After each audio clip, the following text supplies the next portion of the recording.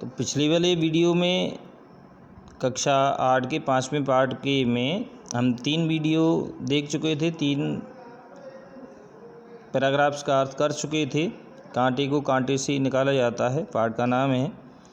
इसके बाद में जो चौथा वाला पैराग्राफ है, तो यहाँ तक हम पढ़ चुके थे कि जो बदले में क्या करते हैं, मूलमूत्र आदि छोड़ करके चले जाते हैं। वास्तव में जो सब कुछ होता है वो स्वार्थ में ही समाहित होता है, ऐसा नदी के पानी ने कहा था।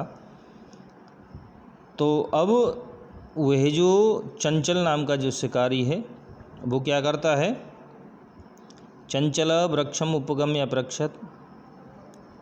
चंचल ने वृक्ष के पास जाकर के पूछा।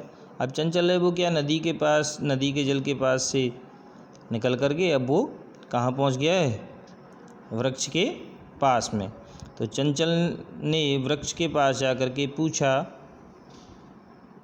तो वृक्ष अवदत्, वृक्ष बोला, मानवाः अस्माकं छायायां विरमन्ति। मानव हमारी छाया में विरमन्ति, ठहरते हैं, रुकते हैं। मानव हैं वो हमारी छाया में रुकते हैं। अस्माकं फलानि खादन्ति, हमारे फलों को खाते हैं, हमारे जो फल हैं उनको खाते हैं। पुनः कुठारई प्रहृत्य अस्मभ्यं सर्वदा कष्टम ददति। पुनः और फिर कुठारों यानी कुलाड़ियों से प्रहृत्य प्रहार करके अस्मभ्यं सर्वदा कष्टम ददति, हमें हमेशा कष्ट ही देते हैं। मानव हैं वो हमारी छाया में ठहरते हैं, हमारे फलों को खाते हैं और फिर कुठार यानी कुल्हाड़ियों से प्रहार करके हमें हमेशा कष्ट ही देते हैं। यत्र कुत्रापि छेदनम कुर्वन्ति, जहाँ कहीं भी छेदन कर देते हैं, जहाँ कहीं भी काट देते हैं, जहाँ कहीं भी छेदन कर देते हैं, जहाँ कहीं भी काट देते हैं। सर्वः स्वार्थम समीहते, सब कुछ स्वार्थ में ही समाहित है।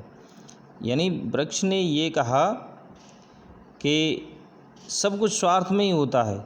होता क्या है, मानव है वो हमारी छाया में ठहरते हैं, रुकते हैं, हमारे फलों को खाते हैं और फिर क्या करते हैं, फिर कुठार यानी कुल्हाड़ियों से प्रहार करके हमें हमेशा कष्ट ही देते हैं, हमें हमेशा कष्ट ही देते हैं। यानी हमारी छाया में ठहर रहे हैं, हमारे फलों को खा रहे हैं और कर क्या रहे हैं, कुल्हाड़ियों से काट करके हमें हमेशा कष्ट दे रहे हैं। हम उनके प्रति उपकार कर रहे हैं, अब वे हमें कष्ट दे रहे हैं। जहाँ कहीं भी छेदन कर देते हैं, कहीं भी काट देते हैं, सब कुछ स्वार्थ में ही समाया हुआ है, ऐसा उसने कहा।